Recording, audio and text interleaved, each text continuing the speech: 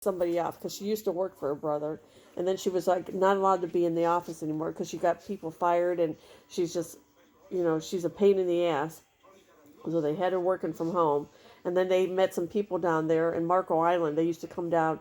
My dad's like, well, what about those people? My brother didn't want to talk about it. So Debbie calls up, oh, we're coming down for Thanksgiving.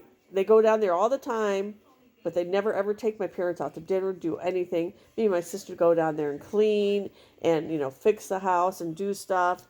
And my brother does nothing. And she's like, oh, well, order a turkey and this and that, and we'll bring the other. It's like, Dad, I go, you don't even have enough dishes to have a Thanksgiving dinner with everybody. I go, you don't know how to go online and order a turkey. I'm like, have her do it. And she's like, well, I'll pay. No, she just doesn't, she's as cheap as they come.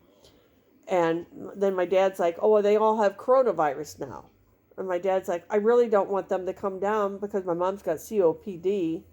I go, putting her at risk because if either one of them get it, they're going to be dead. My dad's 89 and my mom's 86.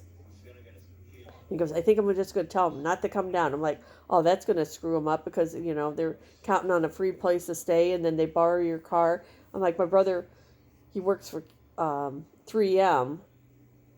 And the whole, him and my sister's husband used to work for my dad. He was a manufacturer's rep. And then when my dad was going to retire at 73, this is one story that him and my brother-in-law didn't get along, and my dad wanted to make sure my brother was taken care of because my brother never had another job except for my dad, signed a no-compete agreement after 10 years. And then Bobby's like, no, I'm not going to do that. I'm working for 10 years. So then my dad fired him, and then they hated my brother, so then they dropped him as a client, and then they've hired my sister's ex-husband. And so my brother hasn't talked to me since then. My dad didn't talk to my sister for years, and then, so it's, and her husband, my brother's wife, is still gloating on that, and after like 18 years. It's like he's probably better off because he's got insurance, a pension, expense account. He's probably, better off than he ever was. And she still like harps on that.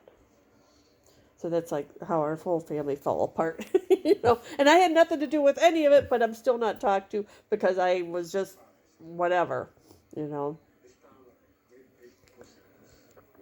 And then my sister-in-law never came to my mom and dad's house until 2 years ago, until my dad sent him a copy, or my dad sent him a copy of the will and said this, and this. And then all of a sudden Debbie's there like, that won't hold up in court. We show that to my brother, and he's like, oh my God, you got to get this put in your trust. I'm like, oh my God. And she's all about